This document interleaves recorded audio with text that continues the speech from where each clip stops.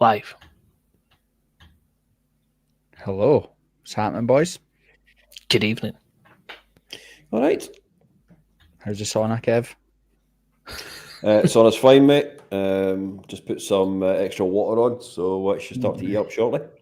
You got the Stony on as well, mate. In case it kicks off in the sauna. Aye. Right, well, end of the season. We finished 7th in a dire season, but we've got hunters and hunters and hunters of positive stuff to talk about because Hearts have finally listened to Corbett and got the man he's wanted in the job for the past 8 years, and I've never been fucking happier.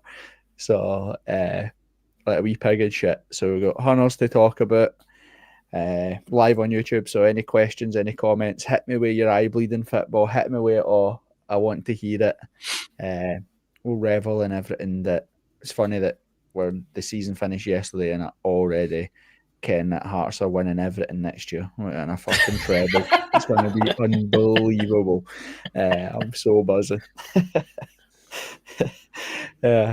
Andrew, what's been happening? You're good? Aye, we've been a bit under the weather this week so far. A bit of a scratchy throat. Throat? What the fuck's that? A throat? It's sound like Doc Cotton after too many fucking woodbines. But apart from that, I'm all good and delighted with the news over the last weekend. Obviously, the football's pish. It has been pish for ages, but it feels like a new dawn, and I'm excited. Aye. Kev, thoughts and feelings early? Aye. I mean, everything's positive. As you rightly say, football's not even important at this moment in time, but the announcement from today is definitely the big in news. And what's the better we get Kilmarnock as first game of the season next year? But I would love that. I would love that after the wee pathetic club trying to slag us all day yesterday to get beat with a shin roller sliced topo can we stole your management team, get it right up. You Kilmarnock are on the list. They were I couldn't give a shit about Kilmarnock until yesterday. No, I can't wait to absolute ragdoll them for the wee tin pot club that they are. But aye, so there we go. Let's talk. We will obviously talk football. We'll look at the game yesterday. But the big news is that as of today, the new Heart of Midlothian manager is Derek McInnes, unveiled today at Tynecastle. We'll talk about his appointment, his press conference as well. I know that they're just sound bites or just here, but in terms of what you want to hear from a press conference, and if there was such a thing as nailing it, I was near enough punching my desk listening to it like, yes, get me to Tynecastle tomorrow. That is what I want to hear. So we'll talk about that. It was superb. Then obviously we have the news that Liam Fox has left the club. His farewell yesterday. His emotional press conference as well. We'll talk about it all, and then we'll just talk about what the future holds. What we're expecting to see early doors, and then just a whole load of nonsense in between. Sound good? Sure does. Perfect. Actually, with Robertson, obviously people that are in the community chat will know that my wife is an absolute nutcase, right? So this morning I'm sitting on the couch drinking my morning cup of tea before I take the girls to school, and the story is that for the people that are in listener land that can't see on YouTube, my little girl is like the fussiest eater on planet Earth, and one of the only things we can get her to eat is sausages. So my wife thought, because she hasn't eaten lunch or play piece at school, that she could cook sausages in the morning, fire them in a thermos, and my little girl would get the thermos out at lunchtime and start scranning lukewarm sausages. Obviously it never happened, but psychotic, right? Absolutely bananas. I'm like a 1950s dad. I'm like, I couldn't get a shit. If she doesn't eat, she'll get hungry. She'll eat when she comes home. Like, it's gear a piece of crisps, gear what we had when we had to go to school. She'll soon learn. But this morning I glanced over, I was drinking my cup of tea, and I glanced over to see what my wife was doing, and I could see her. She got Doritos out, right? So she had Doritos. She's 8. So my little girl, who's in primary 4, today went to school with Doritos and salsa, like a 40-year-old woman on a Hindu. She went to school with a bag of Doritos and a wee like Tupperware tub filled with salsa. I was like, what? Awesome. Amazing. Ayla sitting in the lunch hall, sitting there with the chips and dip. Like, next week it'll be the 4-corner dip that your ma used to put out when our pals were coming round back in the day. the old 4-corner dips, mate. So, aye, that's the life. That is the life that I live. So there you go. I have told everybody at work that story about putting sausages in a thermos, and every one of them, to a person, had said, "What a great idea that is! I would do that if it didn't look weird me tipping sausages out of a thermos." But there was a guy who works over the water in Dunfermline for us. He was willing to go and buy a different thermos or a couple of different kinds and test it just to see if you get a top of the range thermos, can you keep the sausages hot till lunchtime? Tell them not to bother, but no. No. I've sent you the pictures of what my little girl goes to school, which is less than 2 minutes that way.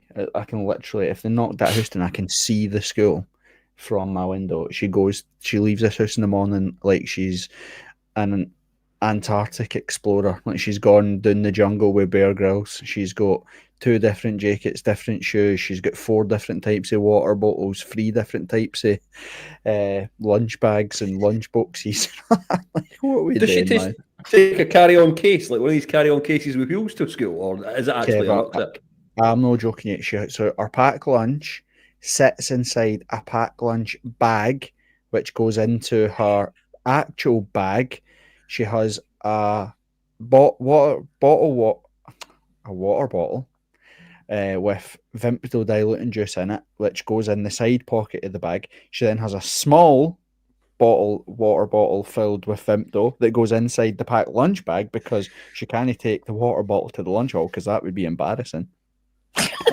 And then she also goes with a small tub of smoothie, like little innocent fruit smoothies, because you can't just get the carton and stick the straw in it. No, you have to open the carton, pour it into another tub so that she can get to school and drink it out of a tub when it was in a fucking tub already.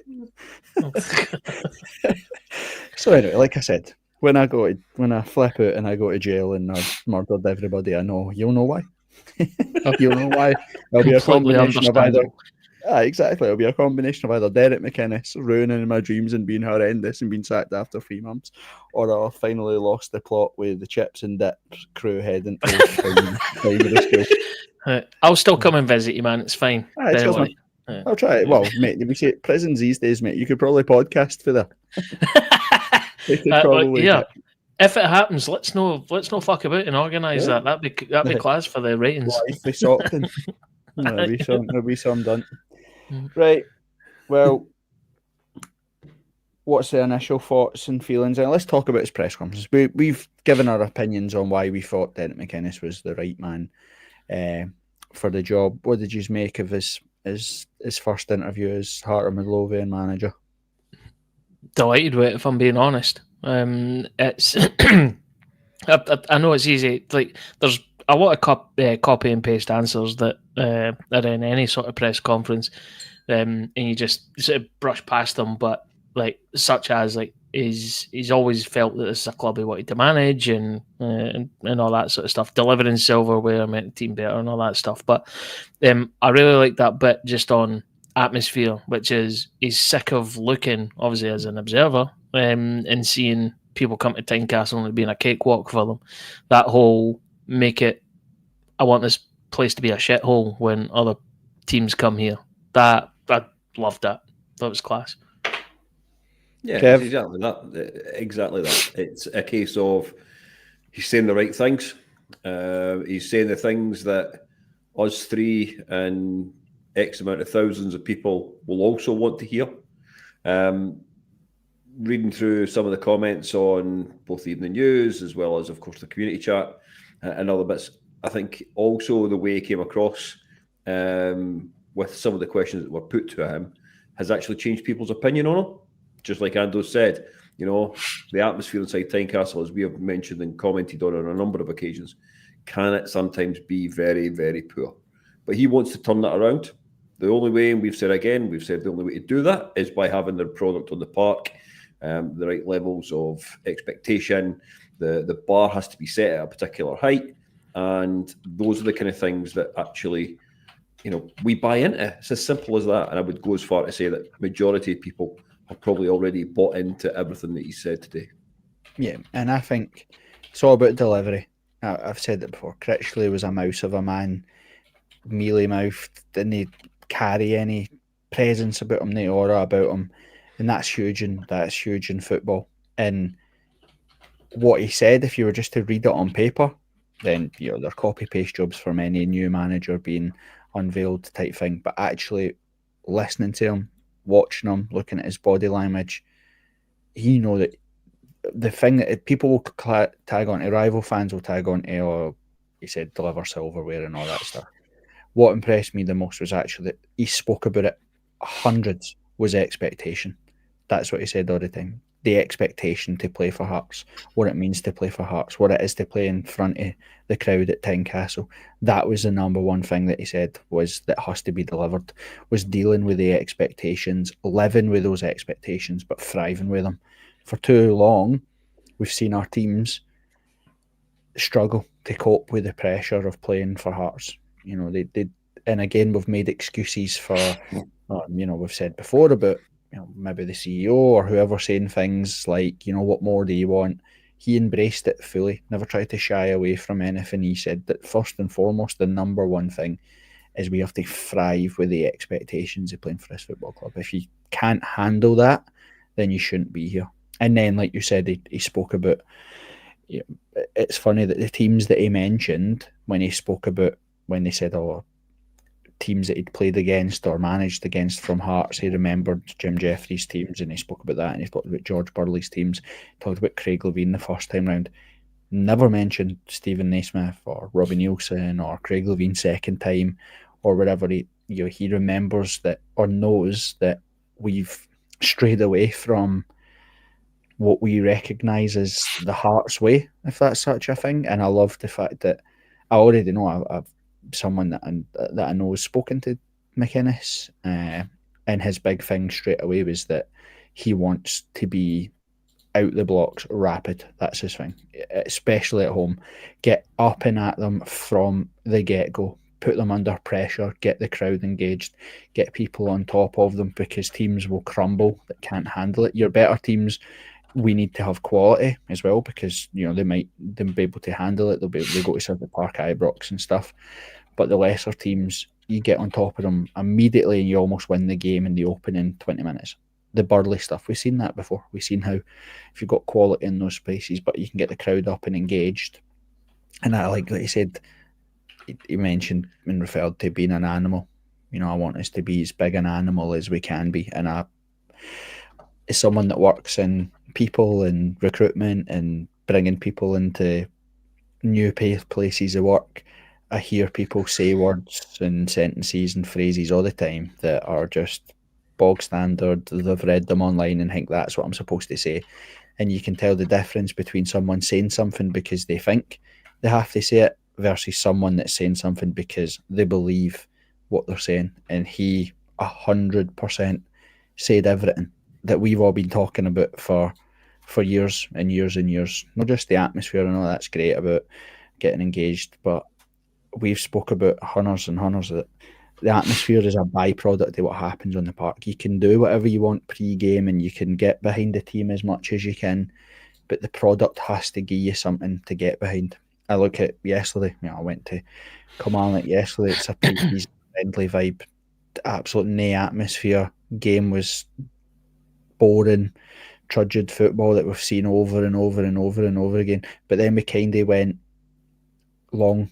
We went into channels. We started turning the ball over. We started making Kilmarnock face their own penalty box. We started winning set plays, throw-ins, corners, and we started to create chances. And the crowd can recognise that we're actually doing something. We're actually in the game. We're growing in the game. We're creating chances, and the crowd goes up. So it goes from being a pre-season friendly to now people are singing and they're getting behind the team.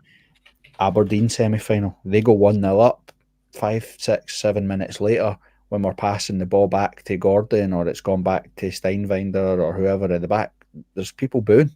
You're audibly annoyed at how crap we're playing. Then we get the equaliser, but we go down to 10 men and everybody clicked on to be like, we need to get behind the team because this is going to be a very long second half and potentially very long injury, extra time, etc. So the fans reacted to go behind the team, but that's because they had something to get behind. And that's the thing. He said something that I absolutely loved, which was he spoke about away teams enjoying coming to Tynecastle too much, and that needs to stop. How often have we spoke about that? How often have we seen wee diddy teams come to Tynecastle and actually grow into the game and get a foothold in the game because they're the ones feeding off the crowd. They're the ones feeding off the negative energy because we're not playing the way that we want to be. And that's I loved all that. So if we already knew I'm on the Derek McInnes train. I have been for 8 years, but listening to him today, I just sat back like massive smile on my face saying, I tell you, I was right. I know I'm going to be right. There is no way he doesn't sort what we need sorted. 100%. Agreed. Yeah, I think another bit. I was going to say, I guess we'll come on to it. I think one of the sceptical things from my point of view was how would he work with the whole analytics thing. He's always been a kind of manager, or is perceived to be a manager that does his own sort of recce around players and got a coaching and a scout network round about him, or at least it would appear that way. But from what he said and the way in which he came across in the media interview itself, is that this just helps him even improve his team even more, which is definitely a plus point as well. The other thing too is that people talk about is Jamestown doesn't dictate everything that we do. It's there as a system, and that's what. So he'll go to Graham Jones or whatever, and they'll discuss, right, where do we need players? Right, I want a centre half, a right-sided centre half that can head the ball. Cool. You got any players in mind? A couple, right? Stick it into Jamestown too, and I'll talk. These are the guys that I think could fit that role. And Jamestown can print off a few examples of players that they think will work as well. It's no everybody, and again, we actually need to stop talking about Jamestown. We said that last week, and it was again in the press conferences the day people keep trying to talk about it, and it's like it's no. We didn't stop being a football club. We didn't stop scouting. We didn't stop looking at players. We didn't stop doing our own investigations and groundwork and homework. I was like, it's there, and Derek McInnes spoke about it, and so did Graham Jones, that it's a safety net almost. It's there it's to limit risk. No transfer is a golden egg. It's not how it works. But if you can have analytics to say, right, we want to play in this way, we want to play in this shape, we want to be aggressive, we want to be on the front foot, we want pace, we want aggression, right, cool. So who's around in our budget that we maybe have never seen enough of or whatever, or there's a player here that could, right, cool, let's go scout him, let's go watch him, let's keep an eye on him. It's not just the immediate stuff. It's not like, right, summer we need to sign 15 players, right, stick them on Jamestown and we'll just sign the first 15 names that come out. You can be looking at, right, Penrice probably going this summer. Cool. And that's exactly what we want. You bring him in for nothing on a pre-contract. You get a season out of him where he plays at a high level and you sell him for £1 million, £2 million. Cool. Millen comes in. Millen looks more than assured in that position. Cool. So your contingency plan's there and in place. Now you can be like, right, who's the next one? Because if Milne comes in next season and has a bumper season, we might sell him again next summer. So who's next? Right, cool.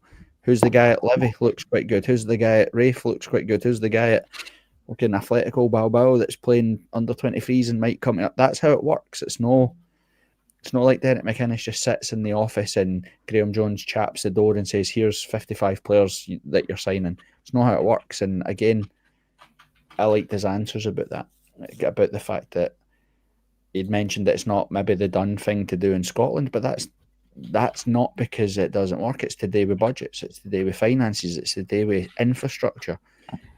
Celtic will have some form of data analysis in the background. Their player trading's too good to just be the traditional, we've got scouts here or we've got scouts there. They're bringing players in for Japan They've brought players in for South America or Central America that have went on to do good things. They've pulled out Greek players for nowhere and sold them for millions. So this idea that Derek McInnes was going to come in and say, "Oh no, I'm not coming to Hearts unless I'm the final sayer of everything," that's not how it is. He's came in, seen the investment potential for Bloom, seen the technology and the data aspects, heard how it might work, and went, unbelievable. It's exactly what I want. And again, to go back to what Derek McInnes' league finishes at Aberdeen, brilliant. We only dream of that consistency, and that's what we're bringing him in on a football park, is to deliver that consistency. But the thing that's overlooked with Derek McInnes' time, he rebuilt that squad maybe 3 times. So he's in that mindset where, sort of to sell Sam Cosgrove, he had 18 months getting goals and playing well, and then he gets a big money move. Cool. Scott McKenna come in, establish himself, gets a big money move, leaves. Lewis Ferguson comes in, establishes himself, gets a big money move, leaves. Like, he's done that time and time again at Aberdeen, and that will be one of the big things that we need from a manager here and now. Is it's not just always about this season. You have to start contingency planning for next season, right? So what do we do if we do sell Shankland, or what do we do if we do sell Penrice? Who's coming in? Who's next? Who's next in line? And that's what Jamestown is. It's a system to help mitigate the risk. And I thought he spoke brilliant about how we would use it. So that was class. Anything else jump out at you about for the press conference? Just overall the tone in his demeanour, right? You look at him and the way he holds himself, right? And you kind of alluded to it earlier on when you said Neil Critchley, mouse of a man, right? Or whatever the phrase was you used. Yeah. But I completely agree with that, right? Because he comes across as, quite gruff, quite stern, and I think obviously behind closed doors might be slightly different with the players or whatever, but I think there'll be no sandbagging or anything like that from any of the players. I reckon that under him, he will absolutely be able to get the best out of the players that we decide to keep and anyone new that we sign. I think he's got presence, he's got an attitude, and that is massive for me. I think it's a big thing to have in the dressing room. Kev, I like to say that he showed a bit of integrity as well when he spoke. He spoke very highly of Kilmarnock. He spoke about the fact that, he never went behind their back or, tried to weasel a move out or whatever. He fronted up immediately to say, this is the job that I want. I've wanted it for ages. How can I make it happen? And then the fact that, like you said, he wanted to make sure Kilmarnock were in no trouble, then they were safe, and then obviously took the steps to say that actually didn't want, we've had a really good time here, but I didn't want it to be toxic or any aggro towards anybody, because the players don't deserve it, the backroom team don't deserve it, and obviously you don't want to put fans in that position either, where they're obviously going to be angry or upset that the manager's leaving type thing. So I like the fact that he showed a bit of integrity in that space too. Yeah, definitely, and he didn't want to, felt like he didn't want to burn any bridges with Kilmarnock. He had a good relationship with the chairman there, or an owner. It seemed to be that he had a good relationship with the fans, and I did like that about him. But I also wondered if there was a little bit of a sting in his comments, and that was a sting aimed at another club in Scotland that he had also been manager of. Because from my understanding anyway, his time there, or the end of his time there, wasn't exactly, what's the word I'm looking for?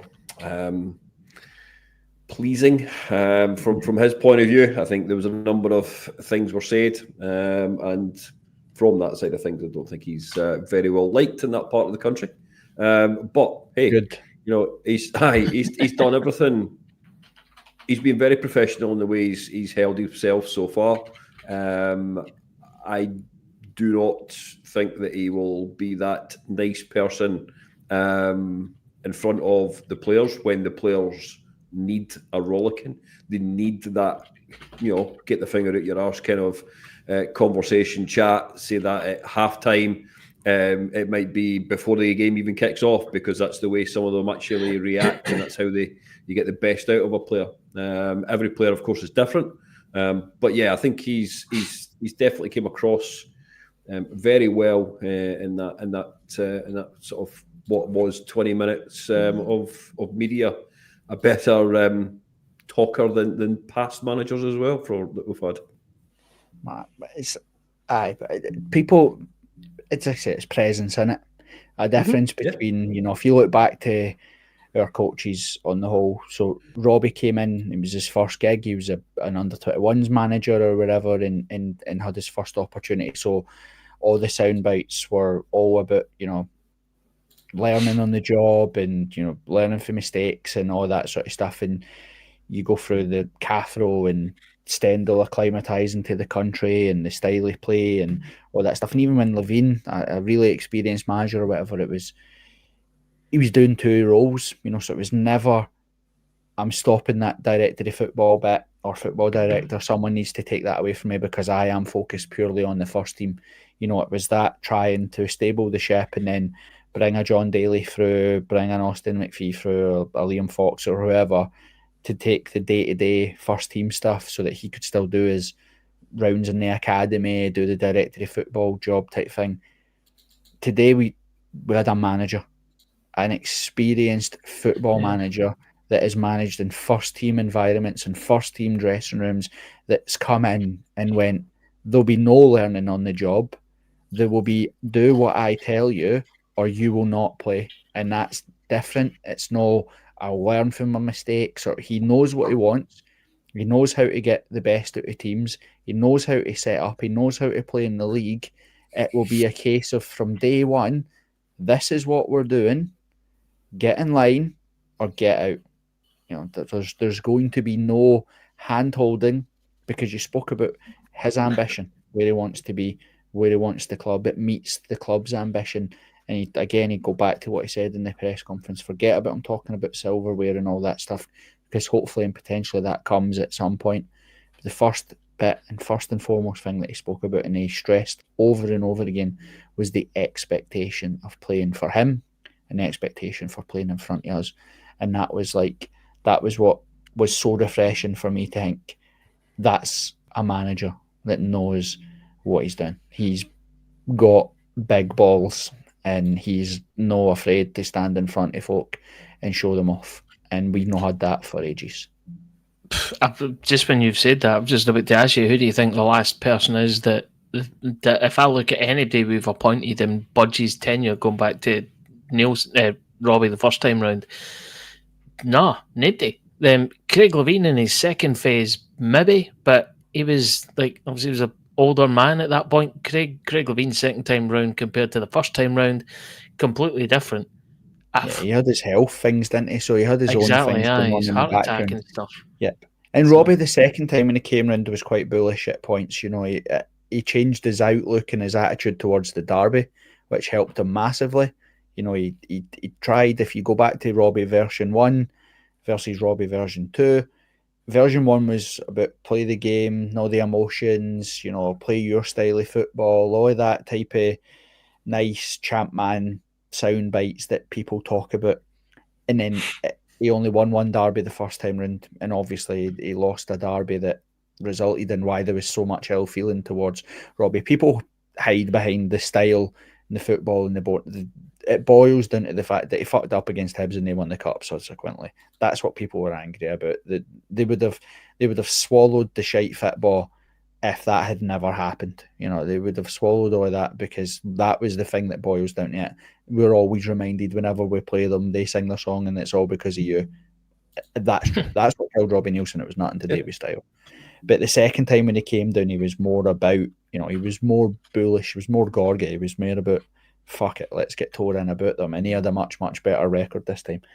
And you're right, at Jim Jeffries the first time, but even then you look back to second time Jim Jeffries came round, you have to factor in all the instability behind the scenes, players not being paid, Vladimir Romanov and all that stuff. I genuinely think this is the best managerial appointment since we first got Jim Jeffries. You know, when we first appointed him for Falkirk, it's almost in similar vein as well, Kev, isn't it? Where, you know, he was in role and he was maybe going to stay and then he wasn't going to stay and all that type of stuff. It feels very much in that vein. Very much so.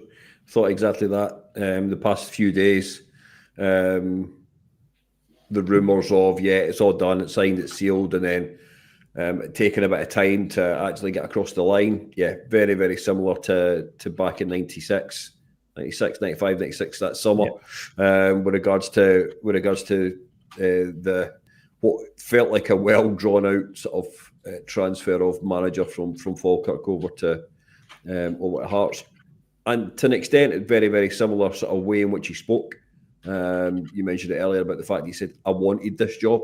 It's a job that I've wanted. This, you know, Jeffrey said exactly the same thing. Yeah. Everybody knew that deep down that Jim Jeffries at some point would manage Heart and Midlothian Football Club.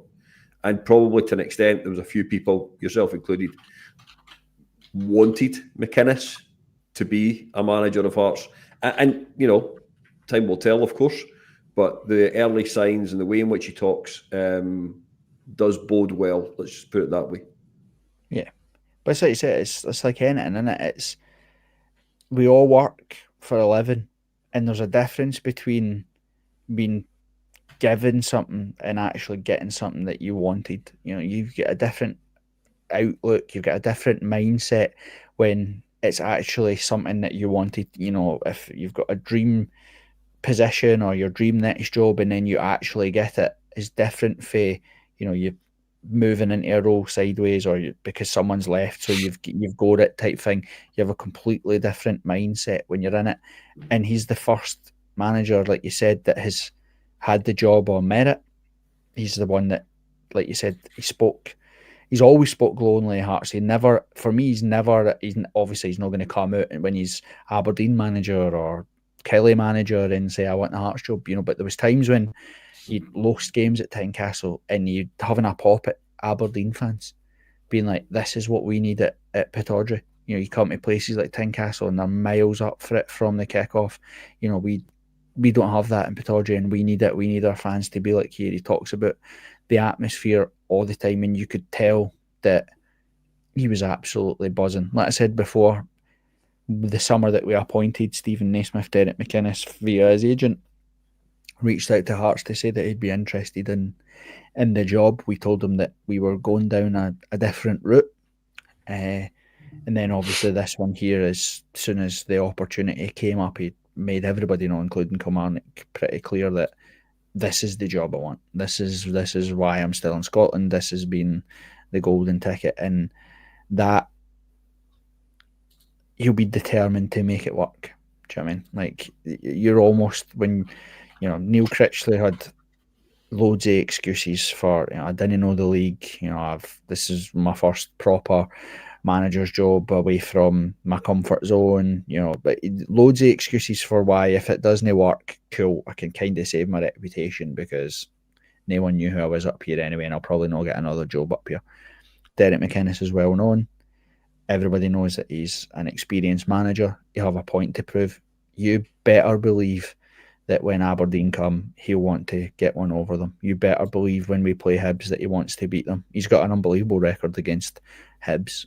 He gets results every single season versus the Old Firm. He will want to make this a success, and for that, that's what I'm absolutely buzzing about. And again, I know we talk about it all the time, we're pretty heavy, but I listen to like Roy Keane and all that talk about Man United, and they're not talking about the fact that they're not angry because Man United get beat. They're angry is that no one's scared of Man United getting beat. When the players that are out there, they're no bothered that they're getting beat, and that is different for losing, because, you know, football's football. You can win games that you should have lost. You can lose games that you should have won. You can have shocking refereeing decisions. You can have somebody has a mare or a mistake or whatever, and you get that. That's football. But when you're being kidded onto or cheated in terms of, you know, that they're just, you know, I've said before, we win every game we're supposed to pretty much, and we lose every game that we're meant to. We've never had a Roy of the Rovers type moment. Probably beating Celtic 4-0 was the closest that we've had. had for ages. But when you think of like comebacks, 4-4 at the Edinburgh Derby at Tynecastle when you're 4-2 down in the 91st minute and you come back and you draw 4-4, or the Stampy game when you're 1-0 down and you come back and win 2-1. Like, we've not had that for ages and ages, and that comes for that stuff there. I've always felt our last managers was, as soon as they had an excuse, sending off a bad decision, a plastic pitch, a venue that we're not really good at, whenever they had something to hold on to, getting beat didn't scare anybody, because it was almost like, right, well, there's mitigating circumstances. We'll chalk this one off and we'll move on to the next one. I don't think we'll get that from McInnes. I think he'll demand that everybody gives us everything and that we win as many games as we possibly can. Right, I'm going for a Tam. You talk amongst yourself.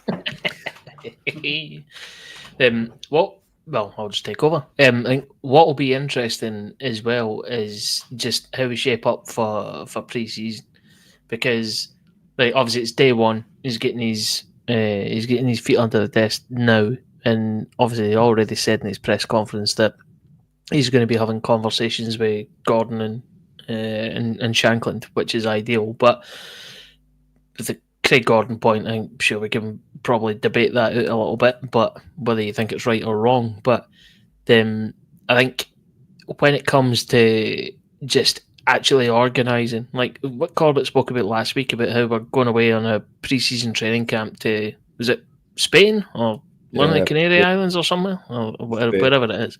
Aye. And we didn't actually have any games organised. It's like that just soft as shit mentality. I think he will be able to come in and just say, "Oh no, this isn't good enough. Go and just fucking sort that out." So I'll be pleased to see what happens with that. But again, we'll probably see some announcements in the coming weeks on what our pre-season will look like. But I think the Corbett's back in the room. They're just saying there, one of the first things he spoke about Shankland and Gordon and wanting to have conversations with them. I think it'll be, I'd expect to see a lot of things happening fairly quickly in terms of that getting either sorted out after he's had a conversation with them, and it's like you're either in or you're out or whatever. And then our pre-season schedule, them getting, I'd imagine it'll be fairly robust. I think, well, the Shankland situation is pretty simple. The club know what Shankland want. Shankland's happy to stay, willing to stay.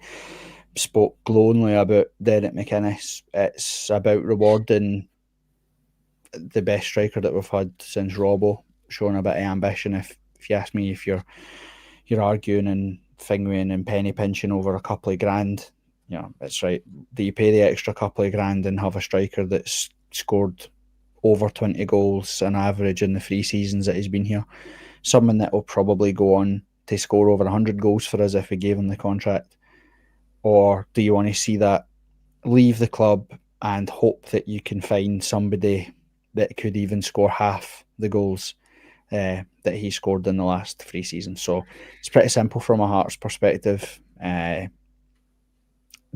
know what the number is. It's a case of, do you match it? Do you meet it? If not, then Shankland will leave. But it's nothing on his part. A load of the stuff that Derek McInnes has spoke about, you already know this anyway privately, but we spoke to Shankland right at the start of the season, and he spoke about the dressing room. He spoke about the characters and lack of in the changing room, lack of leaders, too many boys that just don't get it, that are too scared to or crumble when the pressure's on, and that they need constant arm around the shoulders, and the culture of the club, they just didn't get it. And now obviously he's, I've said before about, he's had a terrible season by his standards, 100%. He has no one. I'm not trying to make excuses for him. His attitude at some points as well has looked absolutely shocking from where it should be. But you look at like the way he's been played, look at the manager, you look at the players that he's playing alongside, nobody's helped him. No one's dug him out a hole. He carried this team for 2 seasons into Europe. Some of these players that would never have had European football in their CV if it wasn't for Lon Shankland. George Grant isn't going to leave Hearts and go play in European football for any other football club. The games that he played in Europe for Hearts are the only games in Europe he'll ever play. Alan Forrest won't sign for another club and go play in Europe. The games he's played in Europe for Hearts are the only games he'll play in Europe for Hearts. You could argue potentially Cammy Devlin, the same. Alex Cochrane, even though he's doing well in England or whatever, he's not going to go play in Europe. Their time at Hearts are the times that they'll only ever get, and they owe that to Lawrence Shankland and his goals. And again, so he's every right to feel that he's been let down by his teammates. And then that's before you even look at some of the stuff that's happened behind the scenes in terms of offers, and you look at some of the fan forums and some of the pages and some of the things that are said about Shankland. You heard the full away end in Bruges pretty much chanting Shankland get to fuck, which is out of order. So I can understand why he's been stroppy at points this season. But Liam Fox has been the manager for what, was it 6 games or something? 9 games he was this season he's been the manager. Or is it? No, I think Shankland scored 6 goals and 9 goals all season, and 6 of them came under Liam Fox. Do you know what I mean? And that was an inexperienced first team manager that just played to Shankland's strengths and played him in a position in the park where we could create chances for him and he's scoring goals. So imagine what an experienced manager like Derek McInnes that could build a team around him that complement Shankland, that get players into positions that can get the best out of Shankland. You know, I think that it's a no-brainer for me. The club have to try everything they can to keep Lawrence Shankland at the football club, because the plain bottom line is there is nobody out there that will score the amount of goals that Lawrence Shankland has scored for Hearts in the same time period. Yeah, not straight off the mark. Like there's maybe the chance that you identify a rough diamond or whatever and you polish it up and it becomes brilliant, but that takes time, right? You're absolutely 100% correct. And see if this is, and we've spoken about it at length before, which is like the whole bowling club mentality. I know we've got a wage structure or whatever. I don't care, right? Well, financially, we're in a very, very solid and responsible position. Just pay him whatever he wants, because that'll pay you dividends over the course of a season. It's almost unmeasurable.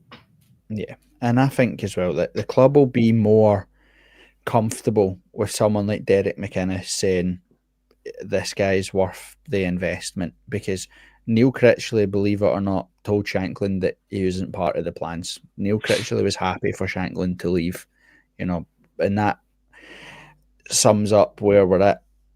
Anybody with half a brain cell can watch Lawrence Shankland and say that Hearts are a worse team when he's not in it. And you're right, that's Liam Allen, the other boy there, are absolutely spot on. That it's a no-brainer. We can't replace Shankland. You got to pay what you want. And if you want to be a big club, Kev, that's what you got to do. You got to pay the big club wages.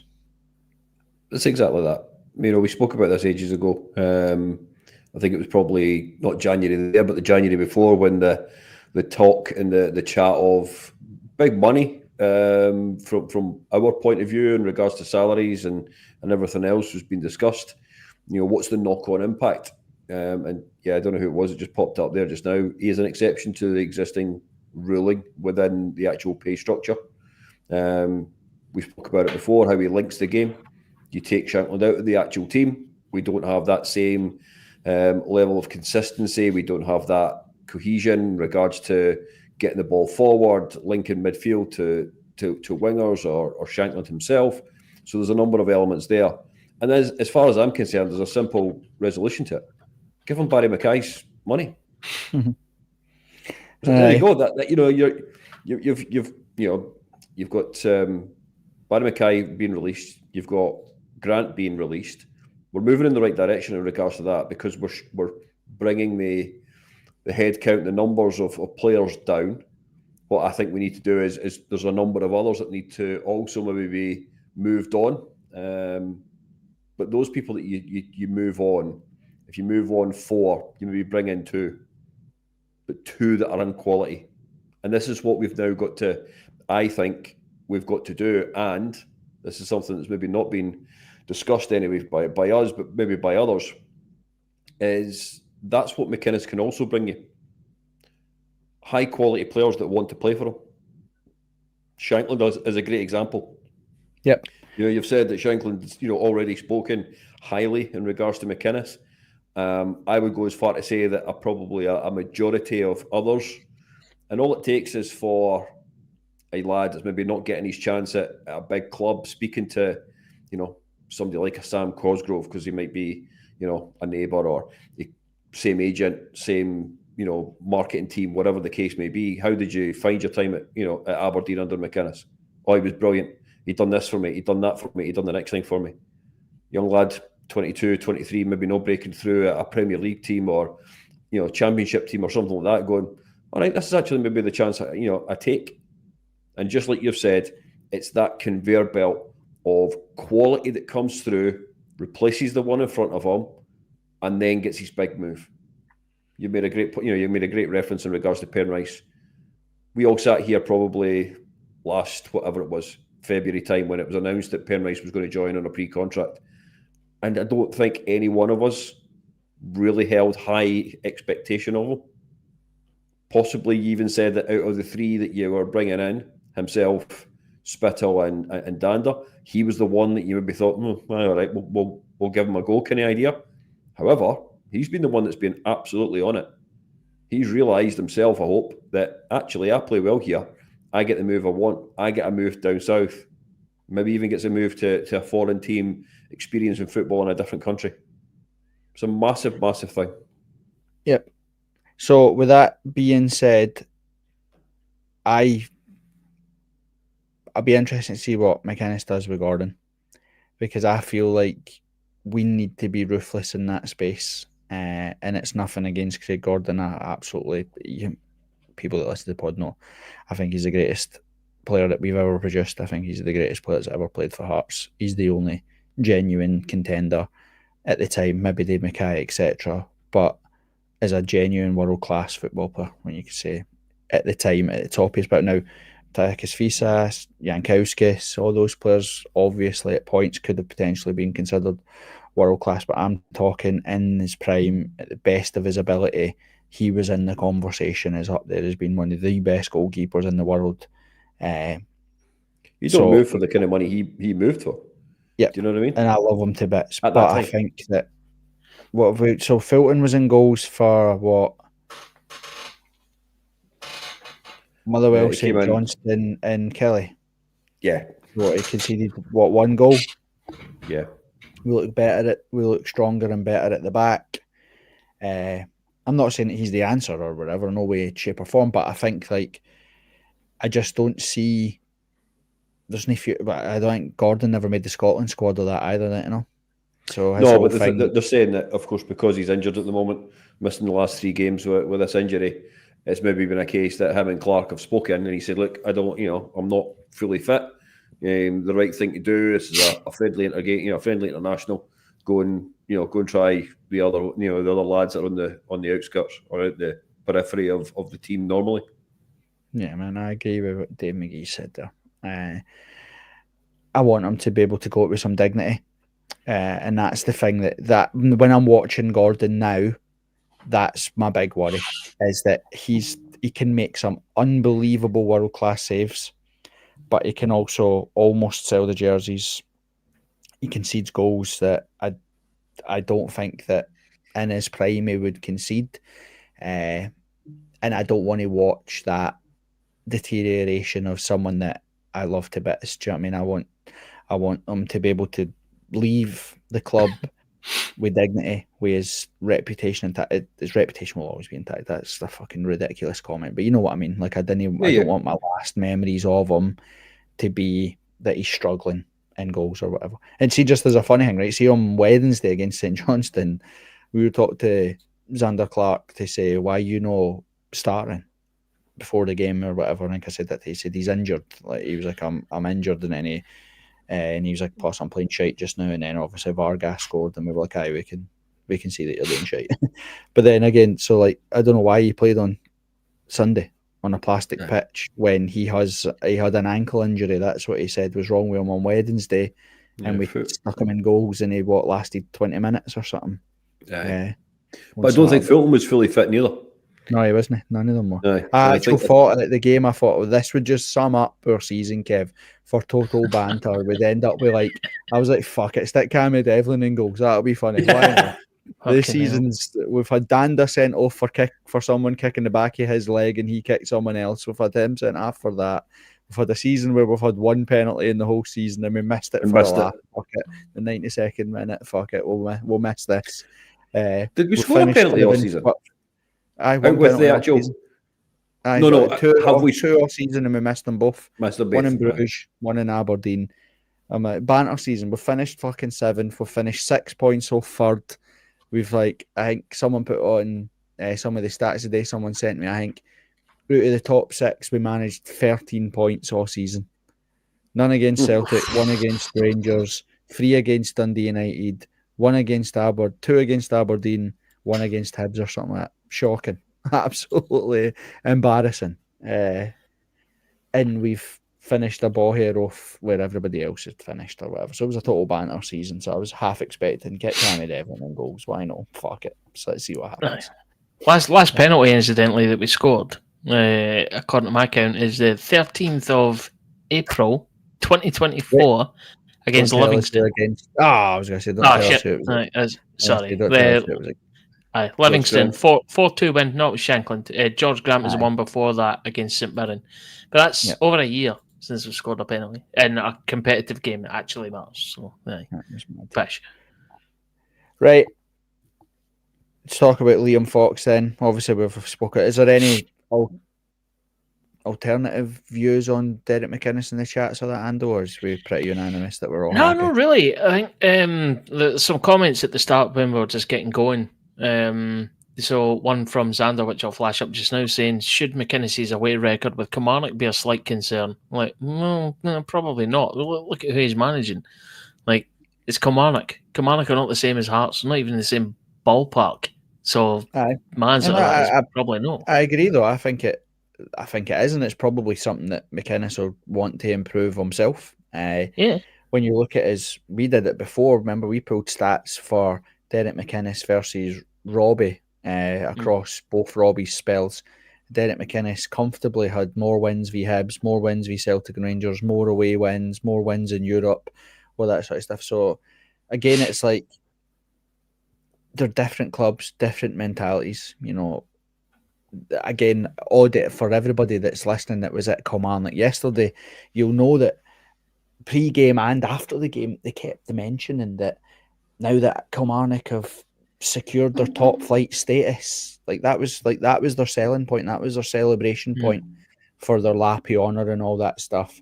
And I think that's why Derek McInnes has spoke about the expectations of being at Hearts. You know, at Kilmarnock, keeping them in the league has been the sort of milestone. That's been the target for the last 3 seasons or whatever that he's been here. Get them back into the Premier League and then stabilise them and establish them back in the Premier League. And he's done that. You know, obviously they outperformed where they probably thought that they were going to be last season by getting into Europe.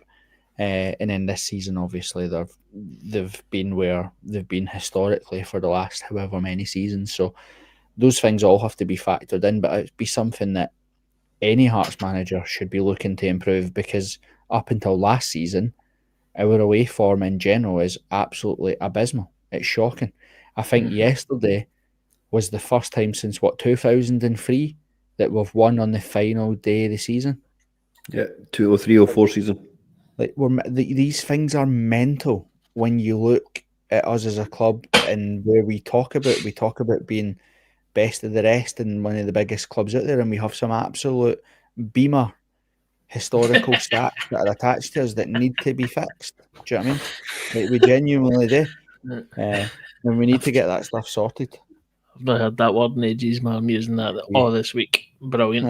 No, you're right, though. And to answer the lad's question, sorry, I've forgotten your name already. But is it a concern? Aye, that's it. It's not a concern. It definitely is going to want to keep a good away record because he's at a big team now. But does it concern me his lack of prowess away from home, looking after that Kilmarnock team, which you've said their first thing is just to win ugly, save themselves in the league by hook or by crook? It doesn't give me any fear at all, if I'm honest. I'm sure he'll be absolutely fine.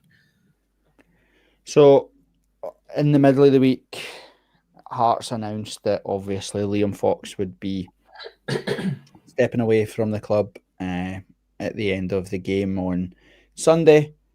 But I think he goes with our best wishes. I think that it was the right thing to do in both parts. I think Liam Fox done exactly what he was asked to do. He steadied the ship. He simplified everything for us. And actually, I think the last 4 games have taken the people that were on the fence or on the other side of the fence against Derek McInnes coming in, and they've seen that actually all Liam Fox did was come in. That's the downplaying what he did. Obviously, he's done more than this or whatever. But from us looking at it on the outside, he played the players in the right position, the positions that they like to play. He set them up in a shape that suits the players that are available to him on the park. And he asked them to play a simple game with simple instructions. And it worked. He won 4 out of 4, but we had our players scoring goals. Alan Forrest has scored in 3 games in a bounce. Shanklin scored in 3 games in a bounce, or whatever it turned out to be. We were keeping clean sheets. We looked more structured, less susceptible to counter-attack, and we cut out the basic errors. And he made players that had been jobby for months established in the team. And I think that's what people that were maybe on the fence were like, if that's what an inexperienced coach that knows our league can achieve, what's an experienced manager that understands the league and the teams that we come up against and has different ways of playing and can be Craig Levine's 2002 Hearts team, but can also pop it and play where we want to and can play wide and with aggression. So I think Liam Fox done a stellar job for what he was asked to do, which was 1, keep us in the league, but 2, I think he set the blueprint for football's no hard. You know, that was one of my big things that drives my frustration all the time is stop kidding us on. That's like I didn't want to hear about style all the time and all that. I want substance. I said it before. I want Ron Seal. I want to know exactly what's going to happen, and I mean that in every sense. So we make a mistake, that's fine. It's football, but I want to see that we've addressed it in training and I've tried to put it right instead of just the same stuff every single corner. Whether we concede or don't, everybody's back. Cool. Why don't we fucking try? Leave 2 people in the halfway line. See what happens. Do you know what I mean? Like we conceded last week for a corner. So what's the worst that could happen? Let's try not marking zonally because we're conceding for set plays. Why don't we try go man for man? See if it works. That thing of plan B is do plan A, but just do it better. Do you know what I mean? Let's wait till 60 minutes to make a substitution because it's not quite working. Yesterday, actually, as much as it turned out to be okay, we kept Forrester on all game when he was on our booking, and all I could think to myself was, they're going to target him and he's going to get sent off, because he's young, he's inexperienced, and luckily we managed to get away with it. But they're the things that drive me and probably loads of Hearts fans mental about what we've seen for ages. Is all the talk about what we're going to do and all the paper talk and all this sort of stuff. Actually, I couldn't give a shit. Just do it on a Saturday. React to what's happening on the park whilst it's on the park. Let's not worry about fixing it next week. And like I said, that goes back to what I said earlier about if we had decisions or excuses or something to cling on to, we were almost accepting of, right, this hasn't worked, but I know why it hasn't worked. Let's blame the referee. Let's do this. Let's do that. Liam Fox was down to 10 men yesterday and won. Neil Critchley was down to 10 men in the cup semi-final, and his game plan was to try and hold out for 75 minutes and get to penalties. And then he also took off every single player that could hit a fucking penalty. Oh, exactly. What's your point? What's your point here? But again, they already had his excuses, and then the club came out and backed it with it was a resilient performance, and they tried their best and were really hard done to, and the refs didn't do this, that, the other. And it's almost like, that stuff's all true, but we can still control our own narrative. Let's go play football. Who cares? We're a man down, right? Sound. Professional football players. Let's try something. Let's change the shape. Let's do what we do. And that's Liam Fox never changed the shape yesterday. He just played 4-3-2. That's what he did. So instead of playing 4-3-3, he just said, right, Forrest and Shanklin, you stay up front and we'll try and get the body. That's what he did. And he won the game because he didn't care about the excuses. You heard what he said after the game. He knows that his next job is he wants to go be a head coach. So it looks better on his CV to have 4 wins before than it does to then have lost the game or whatever it is. And you've seen that the players reacted to that. So Liam Fox deserves huge credit for what he done. The second point of that as well is that the club clearing the decks. We've spoke about it for ages. It's needed. I wanted to ask this actually. Yeah, it's needed because again, the last thing that we want is people to be talking about, if McInnes fails, that Fox is going to get the job or any of that stuff there. It was an acknowledgement that actually we need fresh ideas, we need new ideas, we need to clear the decks so that McInnes has got the space to do things in a completely new message to the players, a completely new voice, new ideas, new training sessions. Because that's what we spoke about before. Right? Robbie was the under-21s coach, but was helping coaching with the first team. Then he comes in and does that. And then McPhee was there with Cathro and then went on to Levine. And then Daly was there and went on to Stendhal. And then all these guys, do you know what I mean? It was all the same. It's all the same bits. And the first team manager or the first team coaches to be doing the same sessions and the same messages and the same voices. So it was good to clear the decks. And again, Liam L there is right. Yeah, the next one for me, and I don't know why I care, but get rid of Gallagher as well. Just he feels like he's hung about like a bad smell for ages and ages. And it's really strange. Who's really strange? I'm saying it's just really strange that he has hung about. It's not like there can't be like a shortage of goalkeeping coaches out there. And if he was a half decent coach, Craig Gordon should hopefully be able to kick in a straight line. Well said. True No, I get your point. No. You know what I mean? That's the way to look at it. But I find it very strange that Paul Gallagher's went through 6 managers now. But then I go back to the fact that that's what I'm hoping we see from Derek McInnes being experienced is that they'll address that. We've spoken about it before. The problem with the kicking is people might laugh at that, right? But it's so important because one, we turn over the ball and give if the kick doesn't find the Hearts player or everybody's on this side of the park and the kick goes to that side of the park, you're like, well, we've just surrendered the possession, plus we're now in trouble because they've got the ball. Then the other aspect of that as well is that the way that football's played now, again, I'll go back, look at Kasper Schmeichel. If you're there as an option, you beat a press by having the keeper there. You can pass it around and you can move the ball quick. So you need a keeper that is good with their feet. So again, it's like, well, we've been rubbish at that for ages and ages and ages. So what are they doing training wise? Craig Gordon's 43-year-old, played at the highest level, won everything that you can win in football.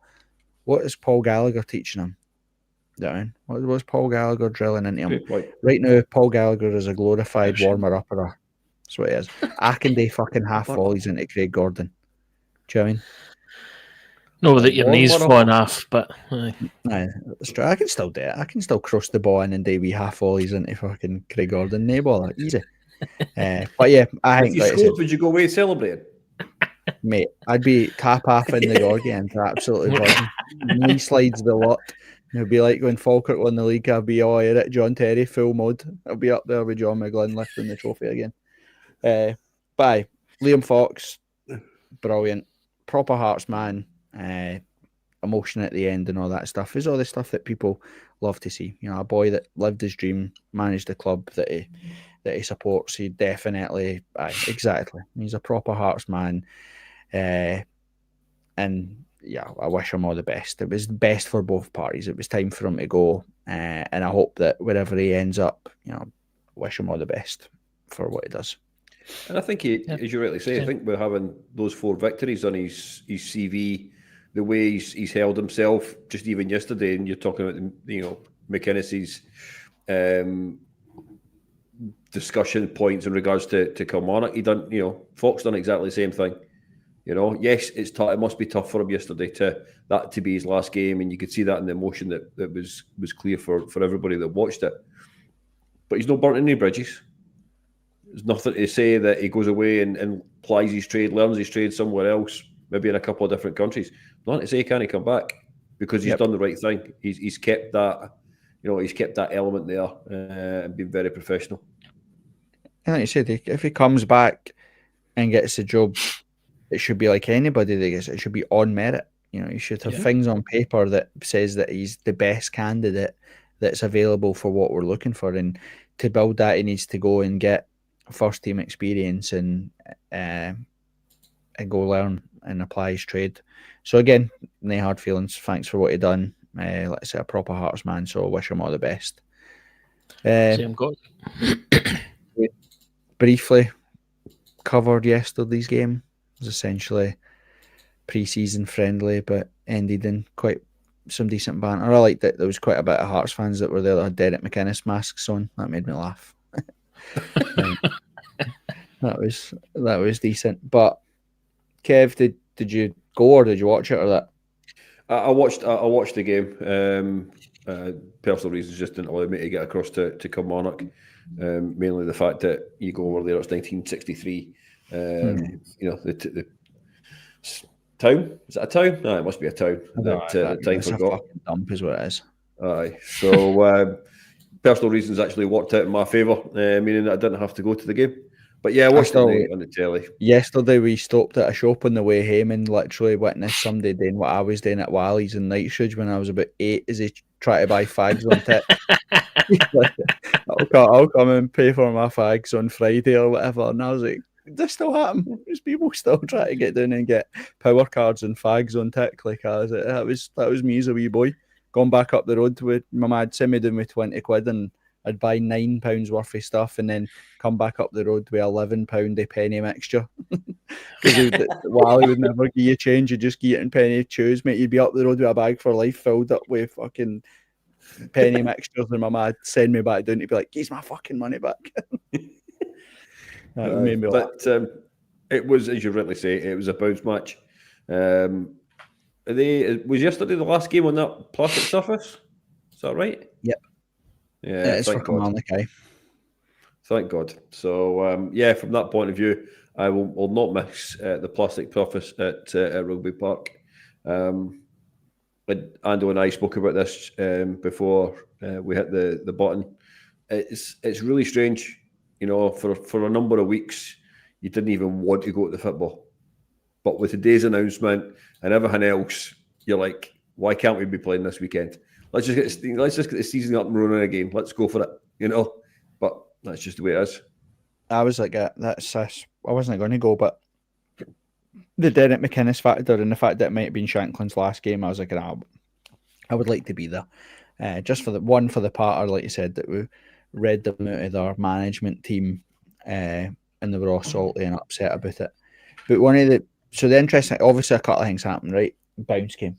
One, I'm sorry, that's not a red card on Danda, I'm afraid. Like, I get it, the referee got it wrong and it wasn't a free kick to us, but I'm not having it. That's a red card. Absolutely no way. He's no intent in what he's doing whatsoever. He's actually kicked into and pushed into what he's done. I think he's pretty hard done by in that sense. But again, VAR, I thought there was expectations that the clubs had to have a screen and all that stuff to say that there's, VAR's happening or potential red cards and everything. Because by the end of the season, so they have to have it for next season. All right, okay. Because again, everybody in the Hearts end, except for me, I was with Wilson and my mate Andy. I was like, "What the fuck are you cheering for?" I was like, it's Dander that's going to get sent off. And they're like, no, it's not. It's Finlay or whatever. And then it was like they did the VAR thing to be like checking, and he went to the monitor, and I was like, I'm telling you, it's Dander. And they're like, no, it's not. And then when he called them over and said the red card, the whole Hearts end was like, yes. And I was like, it's fucking Dander. Like, why are you cheering? It's Dander that's getting sent off. And then, did you think at any point though that was what they were cheering? What do you mean? It was Dander that was getting sent off, and we were going down to 10. It was leaving. Because there was never a red, and it definitely should be appealed. I don't know. Fuck, the SFA's probably shut. They're way off to Lanzarote now. They're away on holiday. I don't even know if they would see it, but I felt like he was hard done by with the red. But the other thing that I found really interesting, right, and again, I'll go back to the McInnes days or the McInnes train, right? But you're behind the goals at Kilmarnock and we were right up the very back, so you get a good view of that view of the pitch, so you can see where we are structurally. You can see the bank of 4, you can see the bank of 3, you can see the other bank of 3. Obviously it was a 2 when we were there, but you can see the shape which we play in. And for 70 minutes up until we made the substitutions when we brought Khartoum, Elton and Wilson on, that everything that I want Derek McInnes to knock out of us was on show. Nice on the ball, nice patterns of play, nice possession, side to side, slow and laborious, but no doing anything too fancy, never turning the ball over or losing the ball, but going absolutely nowhere. We work it really well to the final third into nice spaces, but work it immediately straight back. You know, you're looking at, there was 3 or 4 times yesterday. Devlin actually had a couple of shots, and you can see why he doesn't shoot. There was a couple of times where Benny got on the ball, and it's actually getting to a point where I'm like, I don't know if it's borderline negligent or what. He will not shoot. Like he'll pass it back to Fulton for the edge of the Kilmarnock 18-yard box. If he had to shoot and he'd ran out of options, he'd toe punt it back to our goalkeeper rather than shoot. And it's getting to the point you're like, what are we doing here? You're a professional football player and you will do anything not to shoot. It got to the point where Kilmarnock were just happy to let him have the ball. But that's what we did. We spoke about before, you'd have somebody would turn their man, or it'd be a nice bit of play, a nice bit of interchange, and would get down the side to either Forrest or Danda or Hoff or whoever it was. And within 2 or 3 passes, every bit of yardage that we'd gained, we lose because we immediately pass it backwards. Their first thing is, if we're passing the ball, Hoff is facing Fulton, so he's already facing away from the Kilmarnock goal, and he'll just pass it back to where he gets it. So you could have Forrester or Milne take a man on, beat their man, run 20, 30 yards, pass it into Hoff, who's in space, and Hoff will pass it back to Halkett or pass it into Kent. And you're like, what are you doing? He just gained 30 yards. We've just pushed them up the park, and you've immediately just gave all of that possession back. And then you have to rebuild it again. And when you're playing a team that are happy for you to have the ball, you're actually only going anywhere on the park. And then when you are getting into those positions and you don't have a proper 8 and you don't have a recognised 10, you've got nobody in that position other than Danda, Shankland and Forrest that are willing to have a pop or have a shot or try something a bit different. So you've got 3 similar players in Benny, Devlin and Hoff that don't carry the ball very well. Like, they've got none of that beat a man creative spark. Hoff more than the other 2, but he's still lacking in that area. And that's one thing that I hope that Derek McInnes beats out of us, is that mentality of just keeping the ball for the sake of it, keeping the ball, keep turning it over, keep recycling it, keep going back inside and back inside. And a 10 or a running 8, somebody of the mould of Hartley, somebody that is happy to run back and clear the ball at his own box, but also burst a gut to get in and offer himself to score a goal. We're missing it for ages and ages and ages.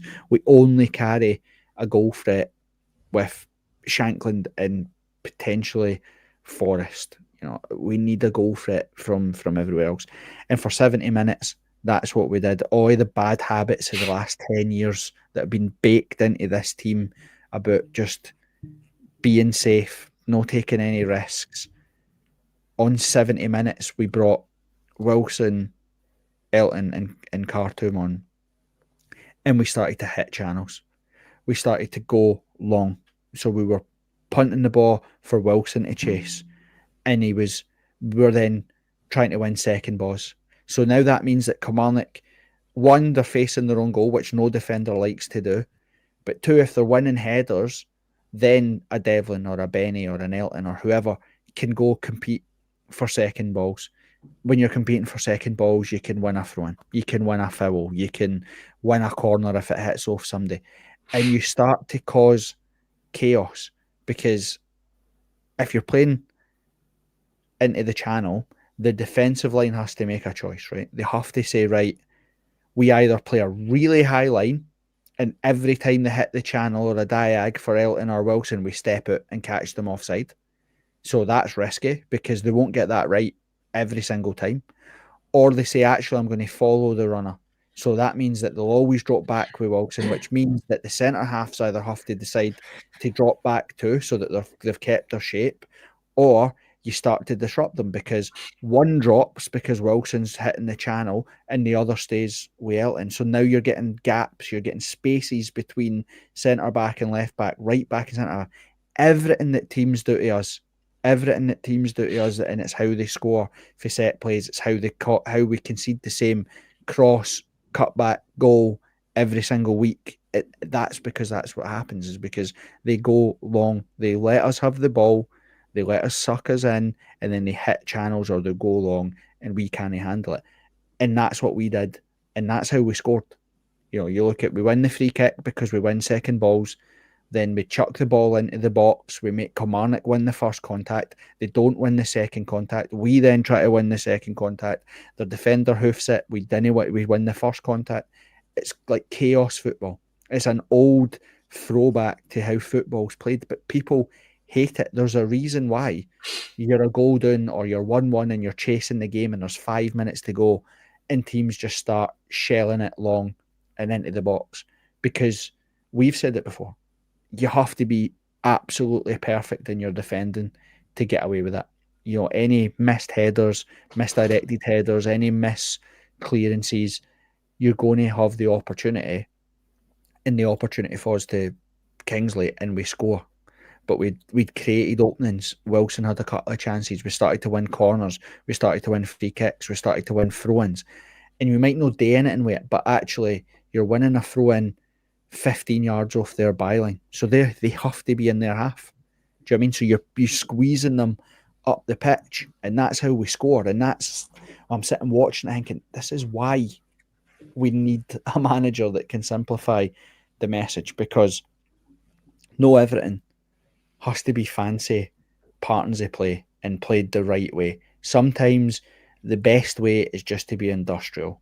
Play the ball forward, get fast players to chase it, get fast players to put pressure on defenders, make them defend. They don't want to do it. Modern defenders don't want to be facing their goal being asked to defend. They hate it.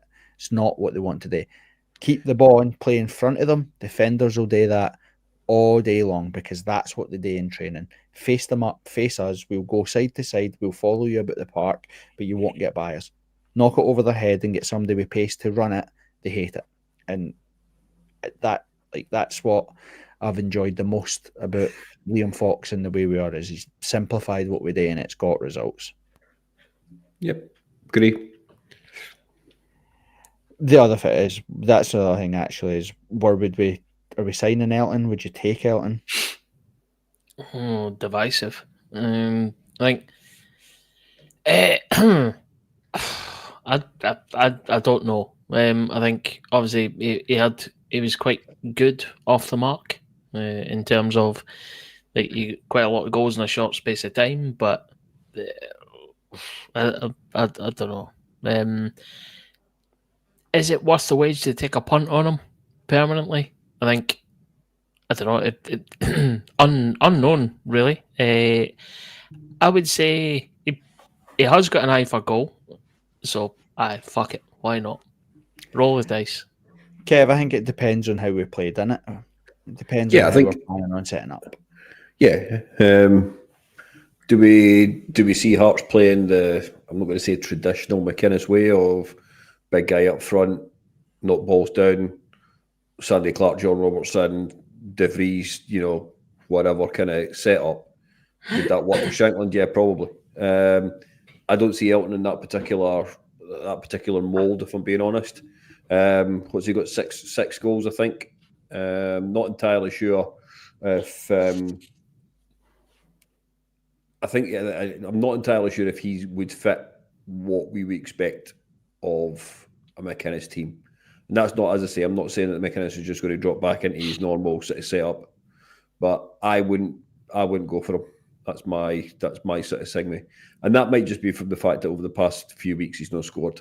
I think there is a lack of confidence there. I know that's maybe something as well that needs to be looked at. Xander just nailed it for me exactly where it is there. I think the diamond absolutely killed him. In terms of, if you look to when he first came, what we were good at, we'd spoke about it before, was actually going. I've talked about this before, right? Cammy, Devlin and Benny are unbelievable at winning the ball back. They're great at protecting the ball and they're great at getting the ball back. Like on Sunday, when we're asking them to take the ball off Kent, Halkett, Kingsley, Forrester, Milne, Penrice or whatever, inside our own half, they don't have the confidence or the capability or whatever it is. They don't have that in them to drive the team 25, 30 yards up the park. It's not what they're good at doing. They don't like to do that. So when we had Cabangu and we were at our best playing Cabangu and Shankland, we were, like I've just said there, hit diags, go long, and push Devlin and Benny up so that they can try and win the ball back, win the second balls 25 yards for their goal, because that's what they're good at doing. So put them in positions in the park where they can do what they're good at, but it can directly impact the team in a positive way. So they go and they're winning the ball 30, 40 yards off the opposition's box. Cool. Then they can get it to a George Grant. Then they can get a Shankland. Then they get a Forrest or Vargas or whoever. And we're not asking them to take the ball and carry the team like a Callum McGregor 20, 30, 40 yards up the park. And that's where I think Cabangu was really good, was the fact that we could turn defences. So again, it's been well publicised that teams, when they set up and play against Hearts, they are happy for Gordon, Halkett, Kingsley, Kent, Steinwinder.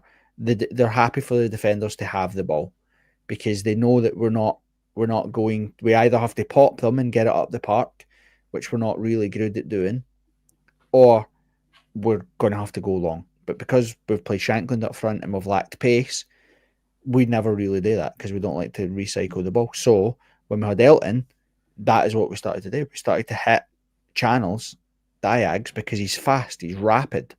And again, it takes everybody up the park. If you hit a ball into the channel and it rolls out for a throw-in, a bit like rugby, 15 yards for the byline a Kilmarnock, Hearts can squeeze everybody up. They can squeeze Kilmarnock up the park. We can be like, right, cool. None of the defenders move for the halfway line. That's our line. The halfway line's the line. Get everybody up and in Kilmarnock's half, and then go fight and win the ball back. Because if you win the ball back, we've got numbers because we're here. They have to either leave people in the halfway line so that they're in line with our back line, or they have to bring everybody back. Whatever way they do, we'll have numbers. So I'd agree. The diamond really didn't suit anybody at the club. It helped us against a really shit Rangers team, but we never won. We lost the game. So again, I'll go back to the very start about plan B being day plan A better. All we did was pat ourselves in the back for failing to beat the shittest Rangers team in a decade. We never beat them. That should have been number one, to be like, well, it didn't work because we never won. But again, we gather excuses. Always scored no goals. The referee was crap. Cabangu had an off day and missed chances. So we're like, yes, brilliant. Give me all those excuses, because it means that we can justify going with it next week as well. Because all we have to do is turn that little bit of luck, and that kills us. That kills us all season long. It killed Robbie. It killed Naismith. And it obviously killed Critchley too.